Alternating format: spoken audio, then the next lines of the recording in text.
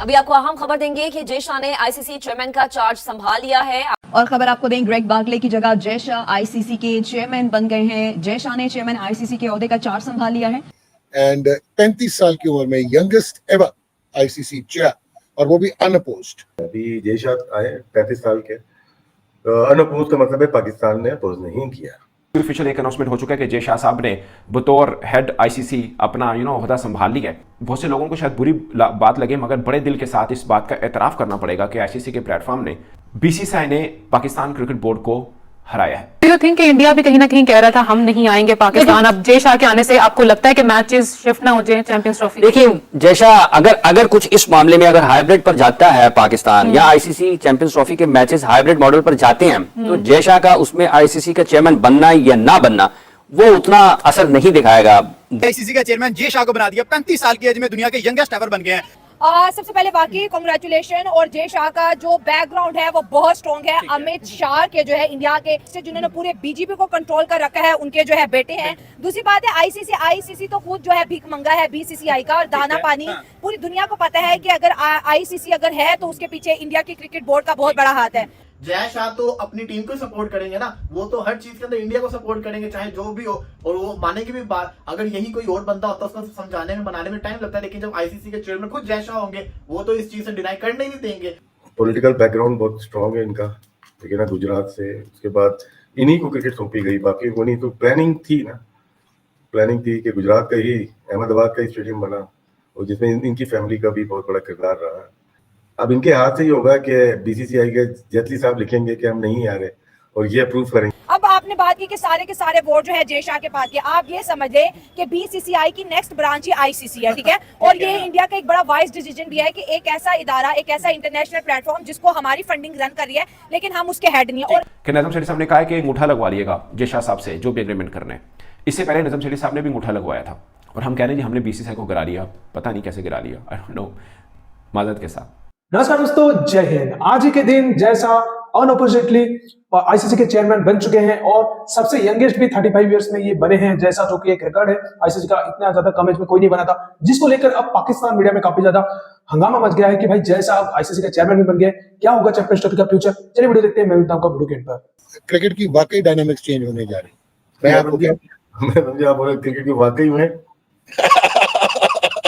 But अब आपको aggression नजर आएगी, मजीद पोलराइजेशन नजर आएगी, मजीद डोमिनेंस नजर आएगी, और ओलंपिक्स 2028 अब क्रिकेट शामिल होने जा रही है, इस पे शुगर लगेंगे। क्रिकेट की ब्रॉडकास्टिंग ब्रांडिंग पे इम्पैक्ट होगा, और तगड़ी टीम्स तगड़ी हो जाएंगी, मीडियोकर बोर्ड साइड पे हो जाएंगे। एंड 35 साल की उम्र में यंगेस्ट एवर आईसीसी चेयर, और वो भी अनअपोज्ड। और ये ग्रेग बार्कले को रिप्लेस कर रहे हैं, जो 2020 से 2 टेन्योर करके जा रहे हैं। उन्होंने माजरत कर ली है, वैसे उन्होंने माजरत की नहीं है, करवाई गई है। पहले भी इनको बनाया गया था बार्कले को, क्योंकि ये सूट करते थे जय शाह को, और जय शाह बहुत तगड़ी पोस्ट पे थे आईसीसी की फाइनेंशियल एंड कमर्शियल जो है कमेटी FNCA। तो राशिद मियां, आप कैसे देख रहे हैं, ये एसीसी के भी प्रेसिडेंट रह चुके हैं और बीसीसीआई के सेक्रेटरी रहे हैं 2022 से। पॉलिटिकल बैकग्राउंड है, स्ट्रेंथ है, डायनामिक है या एग्रेसिव? अभी जय शाह आए 35 साल के, अनअपोज का मतलब है पाकिस्तान ने अपोज नहीं किया। तो इसका मतलब है कि अगर इंडिया की टीम आई तो जय शाह का बहुत बड़ा हाथ होगा। तो इंडिकेशन मिली होगी, इस वजह से चैंपियंस ट्रॉफी से पहले आ जाएंगे ये 1 दिसंबर को आ जाएंगे। लेकिन जय शाह अभी तक अगर देखें क्रिकेट के लिए बेहतर साबित हुए हैं, चाहे बीसीसीआई हो या वर्ल्ड क्रिकेट हो। बिल्कुल, अगर हम होता है ना कि तनकीद करने या क्रिटिसाइज करने बैठे हैं तो वो अलग बात होती है, लेकिन मैं सिर्फ क्रिकेट की बात करता हूँ। पॉलिटिकल बैकग्राउंड बहुत स्ट्रांग है इनका, ठीक है ना, गुजरात से। उसके बाद इन्हीं को क्रिकेट सौंपी गई, बाकी को नहीं। तो प्लानिंग थी कि गुजरात का ही अहमदाबाद का ही स्टेडियम बना, और जिसमें इनकी फैमिली का भी बहुत बड़ा किरदार रहा है। तो उसके बाद एसीसी और बीसीसीआई दोनों को देख रहे हैं। आईसीसी में भी थे, फाइनेंशियल देखते थे, और अनअपोज आए, इसका मतलब है कि पाकिस्तान की भी सपोर्ट रही है।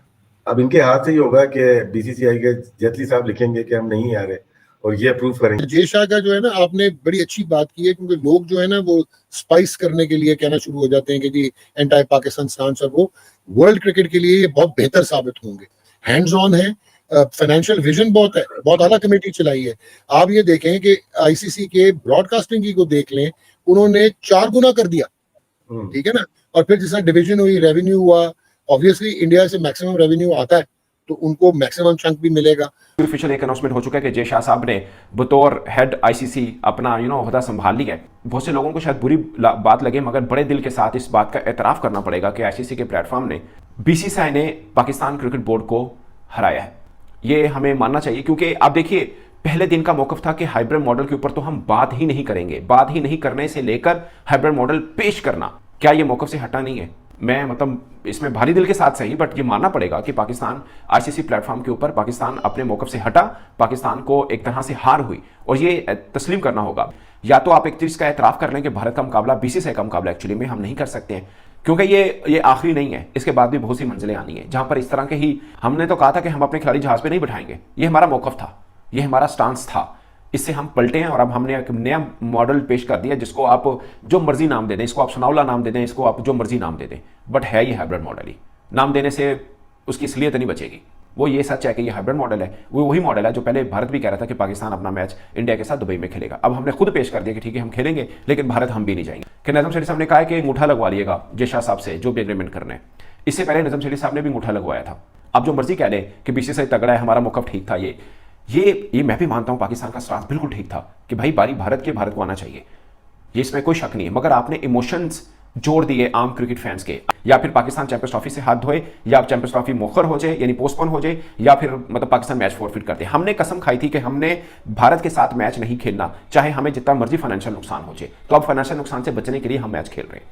अच्छा हाफिज साहब, एक खबर ये भी है कि जय शाह जी आईसीसी प्रेसिडेंट बनना जा रहे हैं और इंडिया बड़ा शोर मचा रहा है लाइक कि ही इज गोना कम, तो उससे पाकिस्तान के ऊपर क्या असर पड़ सकता है, पाकिस्तान की क्रिकेट पर? और आईसीसी चैंपियंस ट्रॉफी भी अभी करीब है, तो क्या लगता है आपको? देखिए अब दो चीजें इकट्ठी हो रही हैं पाकिस्तान की क्रिकेट के एतबार से। एक ये कि चैंपियंस ट्रॉफी और दूसरा जय शाह का आईसीसी का सदर बनना, सरबराह चेयरमैन बनेंगे वो आईसीसी के। उनका पहला इम्तिहान यही होगा कि वो चैंपियंस ट्रॉफी के मामले में क्या करते हैं, क्योंकि जब वो चेयरमैन बन जाएंगे आईसीसी के तो वो फिर बीसीसीआई के इस वक्त वो सिर्फ एक बोर्ड के सरबराह हैं, सेक्रेटरी हैं, ठीक है। और जब वो चले जाएंगे इंटरनेशनल क्रिकेट काउंसिल में तो वो दुनिया में जो क्रिकेट के मामलात को चलाने वाली तंजीम है उसके सरबराह हो जाएंगे। तो वहां पर बैठकर उनको बुनियादी तौर पर दुनिया में क्रिकेट को कैसे चलाना है उस पहलू को ज्यादा देखना चाहिए और देखना होगा। और इसका चूंकि जब तक ये चैंपियंस ट्रॉफी का मामला हो नहीं जाता इसका हतमी फैसला पाकिस्तान की तरफ से, भारत की तरफ से, आईसीसी की तरफ से। पाकिस्तान का तो फैसला है कि पाकिस्तान में इस चैंपियंस ट्रॉफी की मेजबानी होनी है और आईसीसी ने ही पाकिस्तान को इस चैंपियंस ट्रॉफी की मेजबानी दे रखी है।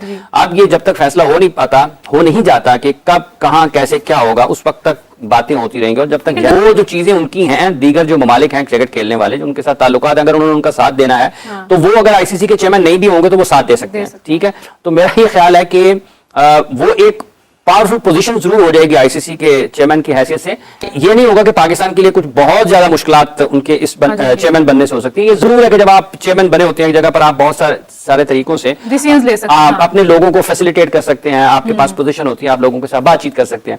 लेकिन जो बुनियादी चीज है वो यही है कि अगर चैंपियंस ट्रॉफी की मेजबानी पाकिस्तान को मिली हुई है तो इस सिलसिले में तमाम तर जो वसाइल हैं वो भरूएकार लाए जाएं कि चैंपियंस ट्रॉफी पाकिस्तान में हो, क्योंकि पाकिस्तान का सबसे मकबूल खेल क्रिकेट है, ठीक है। और यहाँ पर करोड़ों लोग उसके शायकीन है इस क्रिकेट को देखने वाले। तो उन करोड़ों लोगों का भी ये बुनियादी हक है ना कि वो अपने मैदानों पर दुनिया के बेहतरीन खिलाड़ियों को एक आईसीसी इवेंट में खेलते हुए देखें। इंडिया के बीसीसीआई के जनरल सेक्रेटरी जय शाह, वो जिसको कहते हैं ना आईसीसी के चेयरमैन बनने जा रहे हैं, कि जय शाह को किस वजह से बनाया जा रहा है, क्या किया जा रहा है। लेकिन जय शाह ये कहते हैं कि मेरे साथ इंग्लैंड और ऑस्ट्रेलिया और साउथ अफ्रीका के बोर्ड की सहमति है, मैं जिसको कहते हैं चेयरमैनशिप के लिए तैयार हूं। तो जय शाह 3 साल के लिए आईसीसी के चेयरमैन होंगे, लेकिन हमें इससे कुछ नहीं लेना देना। हमारा सबसे बड़ा कंसर्न है चैंपियंस ट्रॉफी। क्या चैंपियंस ट्रॉफी पाकिस्तान के अंदर होगी? बहुत बड़ा स्टेप बन चुका है। जब जय शाह आईसीसी के चेयरमैन बन जाएंगे सारा कंट्रोल उनके पास आ जाएगा, फिर उनका फैसला आखिरी फैसला होगा। अगर वो बीसीसीआई के जो भी नए जनरल सेक्रेटरी आएंगे, अगर वो कहेंगे कि हमारी गवर्नमेंट अलाउ नहीं करे जय शाह आईसीसी के चेयरमैन का कहना, बिल्कुल ये तो क्लॉज के अंदर है, ये तो लॉ कहता है कि अगर आपकी जैसे कहते हैं गवर्नमेंट किसी मुल्क में जाने से मना करे तो आप नहीं जा सकते थे,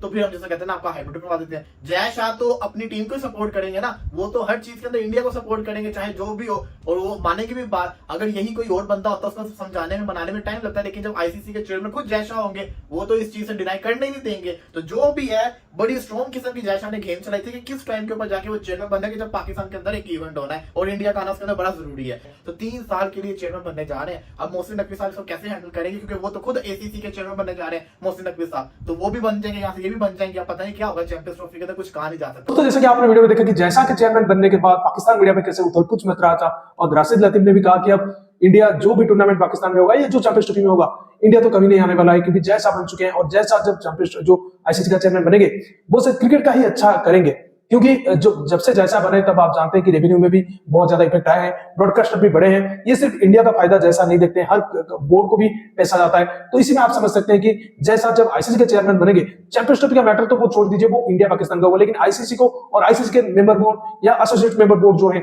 उनको फायदा ही फायदा होगा, क्योंकि जैसा जहां पर जाते हैं वहां पर पहले बिजनेस आता है, उसके बाद ही कुछ आता है। लेकिन पाकिस्तान के साथ जो होगा वो हमें अभी से नजर आ रहा है कि भाई चैंपियंस ट्रॉफी में जैसा ही रवैया जैसा का रहा पाकिस्तान को लेकर, वैसे ही आईसीसी में, आईसीसी के फोरम में आगे जाकर जैसा कर रहा है वैसा ही रहेगा पाकिस्तान को लेकर। तो दोस्तों इस वीडियो में इतना ही। अगर वीडियो अच्छा लगा तो जरूर लाइक कर दीजिए, चैनल को सब्सक्राइब करके ऑल बटन जरूर दबा दीजिए ताकि मेरे लेटेस्ट वीडियोस की नोटिफिकेशन आप मिस ना कर सके।